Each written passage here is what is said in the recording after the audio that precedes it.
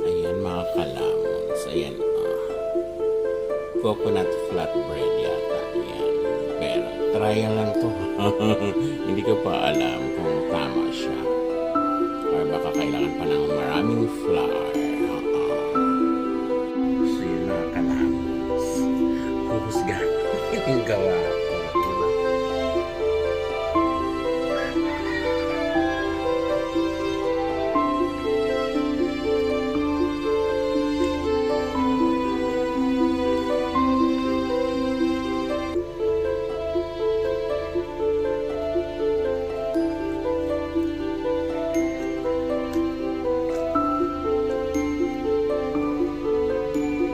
Okay naman siya.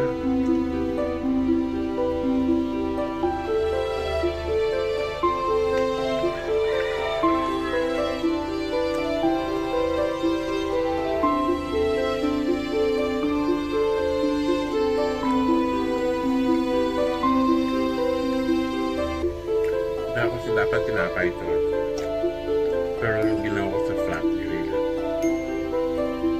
Pero masarap siya pang snacks.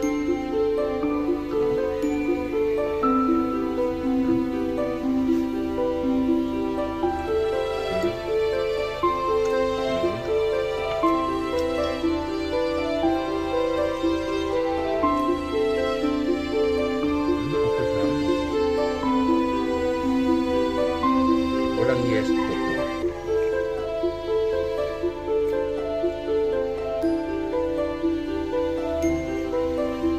siya.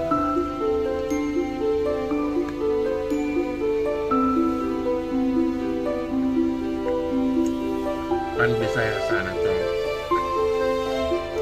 Pero naman siyang sa grill. It's flat grill. Hindi nga flat grill eh. Kawali.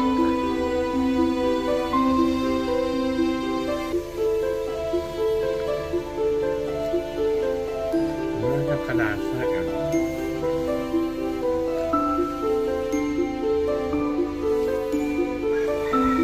Hindi ko maano, basta may pagkain na ganito.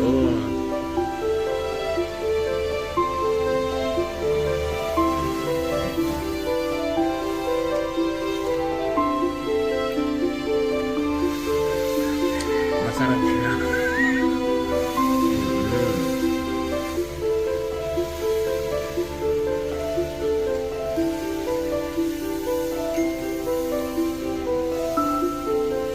Pwede siya.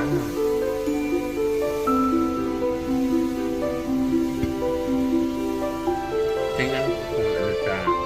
Kasi nagawa ko ng ito na yung ginawa ko. Ang niluto ko na. Hindi nilagay ko sa ref kung pwede siya bukas. Kasi plano ko yan. Magbenta.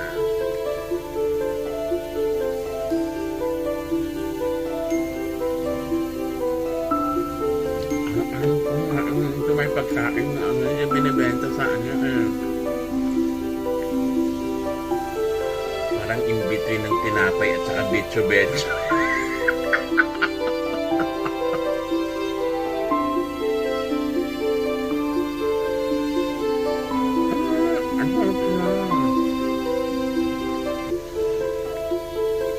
Nangalangkot ko.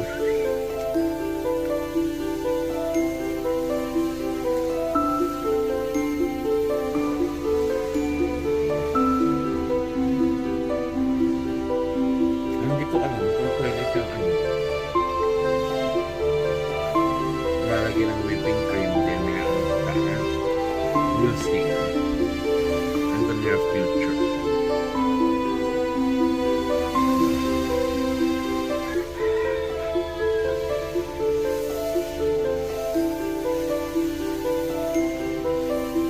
Kaya tortillas.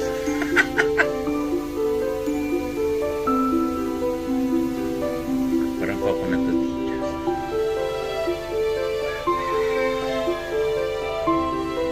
Pero yung lasa niya. Kasi yung luto nilagay ng yes. Baking soda yung nilagay.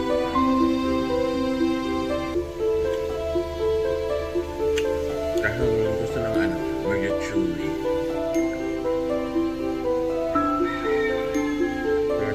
nilalagay ko is coconut milk. Kasi ang ginagay ko ng tubig. Naka-grated coconut talaga.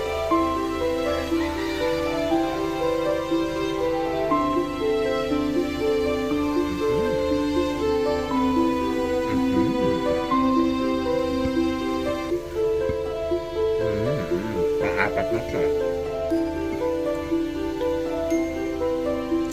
Nabusog. Nakakabusog siya.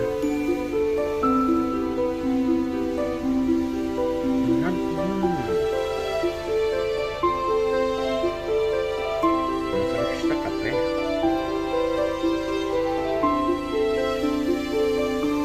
Ang amay matagal. Parang kasi may nyug talaga siya. 1:1. Ang ginawa ko kasi 1.5 cup ng coconut. Ganun din ang pang flour. Ganun yung tubig, lang, half cup. Pwede siya pang benta. Parang itawag dito. Kasi kung i-bake to siya, parang salbaro. Yun real ko. At saka walang dahon ng saging. Kaya yung lasa is para siyang parang basta ang niya ng lasa.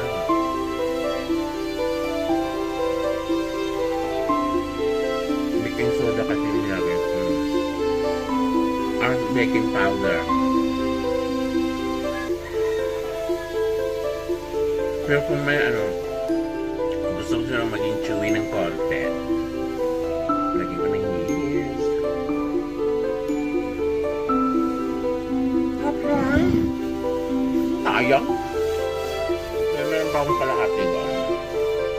That's for tomorrow. Don't forget to follow my adventure in cooking. Bye.